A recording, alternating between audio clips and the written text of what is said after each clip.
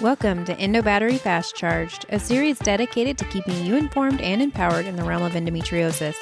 Teaming up with board-certified patient advocates, we bring you the latest articles, research, and insights to equip you with accurate information and a deeper understanding.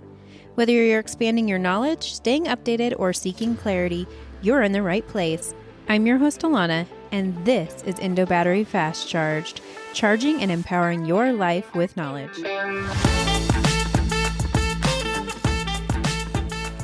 Welcome back to Endo Battery Fast Charged. Today, we're tackling a not-so-fun fact that many of us know all too well. Endometriosis isn't just a uterus problem, it's an everything problem. It messes with your physical health, sure, but also your job, your relationship, your mental health, your sex life, your sleep, and your bank account. And honestly, I wouldn't be shocked if it's out here messing with our Wi-Fi signal too. So, in this episode, we're diving into the research that validates what you probably already screamed into the void at least once. This disease is not just in your head, and it's not just bad periods.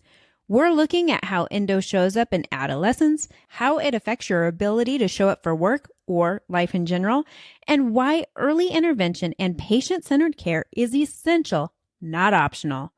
Now, before we go too deep, I have to throw in a quick science disclaimer. Correlation does not equal causation. Just because two things appear together, like, say, pelvic pain and anxiety, doesn't mean one caused the other. Although, after enough bad doctor visits, I'd argue gaslighting might be the cause. Still, science needs a little more than vibes to call it causation. That said, the more research that comes out, the more we're seeing the very real toll this disease takes. So if you've ever felt like you were losing your mind because of endo, or like your symptoms were somehow your fault, this one's for you. We're connecting the dots with care, compassion, and a touch of sarcasm, because if we don't laugh sometimes, we might just scream into the pillow, and you know what? We support that too. Let's get into it. Have you ever walked into a doctor's office, list your symptoms with the clarity of a TED Talk, and still somehow leave wondering if maybe you imagined it all? That dizzying loop of self-doubt isn't just in your head. It's got a name. It's called medical gaslighting.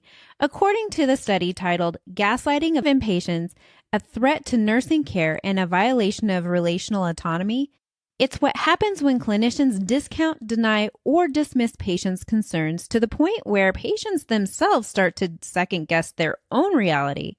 It's like being handed a do not disturb sign instead of actual care. And spoiler alert, it's not just annoying, it's harmful. Now, if you've lived with a condition like endometriosis, a disease so poorly understood it might as well wear an invisible cloak, you've probably encountered this gaslighting firsthand. We're talking about the classics. It's just bad cramps. Lose some weight. You're just stressed. Have you tried yoga? Or my personal favorite, your labs are fine, so you must be fine. It's the medical equivalent of being ghosted and then told you're imagining the ghost. Research shows medical gaslighting isn't just an individual problem, it's a systemic one. Structural racism, cultural bias, and gender discrimination throw more gasoline on the fire. Women, people of color, and especially those living at the intersection of multi-marginalized identities are the most impacted. When doctors dismiss you, delay your care, or brush off your test results, it erodes the trust and reinforces a cycle where illness gets worse and mental health takes a hit. Gaslighting doesn't just hurt your feelings, it can literally hurt your prognosis. So what does this all lead to? Anxiety, depression, PTSD, and a deep, soul-weary exhaustion that no amount of chamomile tea or inspirational quotes can fix. It creates a harmful feedback loop. Your physical pain gets labeled as psychological, your mental health worsens under the weight of being unheard, and the actual condition you're dealing with goes untreated. It's like being stuck on a treadmill built entirely out of "you're fine" while your body screams otherwise. What we need desperately is a healthcare environment where patients aren't treated like unreliable narrators of their own medical stories. A space where saying, "I'm in pain," doesn't get met with a skeptical eyebrow or a prescription for kale and Pilates. It's time we retire the toxic dynamics that allow gaslighting to thrive and replace them with actual listening, informed compassion, and maybe, just maybe, a few doctors who don't treat Google like their nemesis when patients come in well-researched. Because at the end of the day, patients don't need to be tougher or more positive. They need to be believed. All right, friends, let's talk about something that sounds kind of romantic, but is, well, not. Kissing ovaries. Despite the cute name, there's nothing hallmark about it. In medical speak, it means both ovaries have cozied up, like way too close. Thanks to pelvic adhesions, usually from endometriosis, they're practically spooning. On imaging, whether ultrasound, CT, or MRI, it looks like a snuggle session, but in reality, it's a giant red flag waving, "Please send help," often signaling deep infiltrating endometriosis and possible need for surgical intervention. Now, according to the study titled Endometriosis, a common but enigmatic disease with many faces, current concept of physiology and diagnostic strategy, endometriosis is what they call a common but enigmatic disease, which science speak for we see it all the time, but it still manages to confuse us like a plot twist in a telenovela. The article dives deep into the many faces of endo, noting that it doesn't just show up one way. Sometimes it's subtle, sometimes it's dramatic, sometimes it's kissing. And this variability makes diagnosis a whole circus. They explain how imaging has become a key tool, especially advanced MRI, to catch those sneaky signs like adhesions, endometriomas, and, you guessed it, kissing ovaries. What's tricky is that while we can see kissing ovaries on imaging, it's often missed or misinterpreted, especially if the person reading the scan isn't familiar with endometriosis.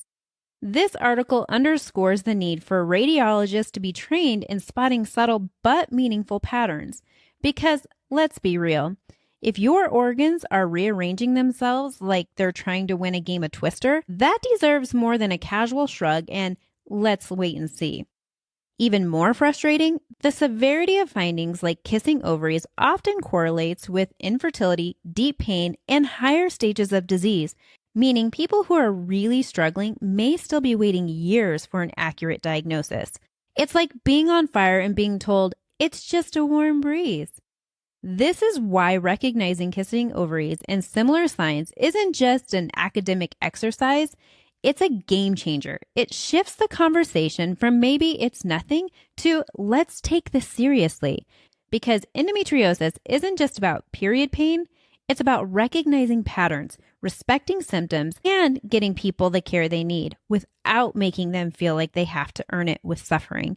So next time someone mentions kissing ovaries, don't let the name fool you. It's not romance. It's a medical SOS. And the sooner it's recognized, the better chance someone has at getting real help. Let's talk about something that doesn't get nearly enough airtime: the psychological toll of endometriosis. Because yes, it's about physical pain, but it's also about how the pain rewires your brain over time.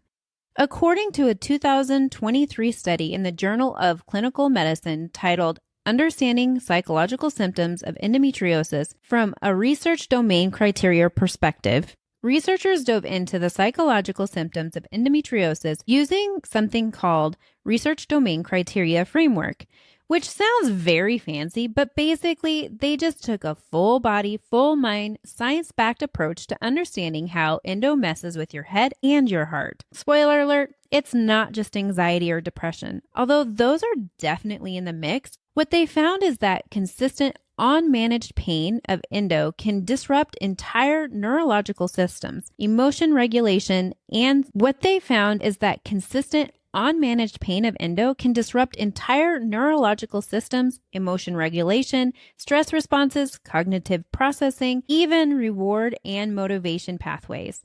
In plain speak, when you're constantly hurting and not being believed, your brain goes into survival mode and it stays there. This isn't about mental illness being separated from physical illness. It's about how physical pain of endo literally shapes the brain over time. The foggy, exhausted, anxious feeling, that's not weakness. That's your nervous system doing overtime without benefits. And no, yoga alone isn't going to fix it, but early patient-centered care might. Here's the kicker. The study stresses how crucial it is to validate these symptoms as part of the disease, not a side hustle of drama or fragility. Because when clinicians dismiss the psychological impacts, patients are left trying to think positive their way through very real, very neurological storms. And frankly, that's a lot to put on someone who's already living in pain.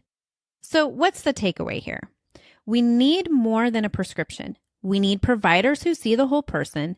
We need systems that treat endo as a condition that affects everything, from how you move to how you feel to how you show up in the world. Because treating the whole body without considering the brain is like patching the roof while the foundation is crumbling. You're not too emotional, too dramatic, or too sensitive. You're enduring something that science is finally catching up to, and your experiences are not only real, they're measurable. And most importantly, you deserve care that sees and supports all of you. And speaking of seeing all of you, let's just rip the Band-Aid off. Endometriosis doesn't clock out when you clock in. According to a powerful case study published in BMJ Open titled, "Does Endometriosis Affect Personal Life?" A matched case study control in Switzerland, Germany, and Austria took a good look at this. And the results? Yikes! People with endo reported lower employment rates, more missed days of work, reduced productivity, and increased risk of job loss. But please, tell us more about how we should just push through it. Here's the thing. This isn't just about having a bad pain day or two. We're talking about chronic illness that hijacks your functional status, physically, mentally, socially, sexually, and oh yes, financially. It's not just the body that pays, it's the careers, self-esteem, relationships, and rent checks too. The researchers found that many people with endo had to make serious career sacrifices, like changing jobs, reducing hours, or leaving the workforce entirely, not because they weren't capable, but because they weren't being supported. What makes the difference? Early intervention and patient-centered care. Shocking, I know. When patients are believed, properly diagnosed, and treated based on what they need, not what someone thinks a typical pain threshold should be, they're more likely to thrive at work and everywhere else. So if you've ever had to call in sick because your insides felt like they were hosting an MMA fight and someone responded with, "I get bad cramps too," you're not imagining the impact. Your health and your work life do intersect, and recognizing that isn't weakness, it's wise. It's time we stop asking patients to push through and start asking what support they actually need to stay in the game. And this doesn't just impact adults. This impacts a wide range of people, including teenagers. Imagine being a teenager.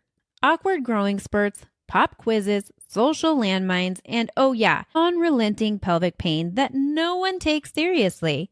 That's the reality for many teens living with endometriosis. And according to a 2018 study in the Journal of Adolescent Health titled Impact of Endometriosis on Quality of Life in Adolescents, endo in adolescents seriously impacts the quality of life across the board: physical, emotional, social, academic.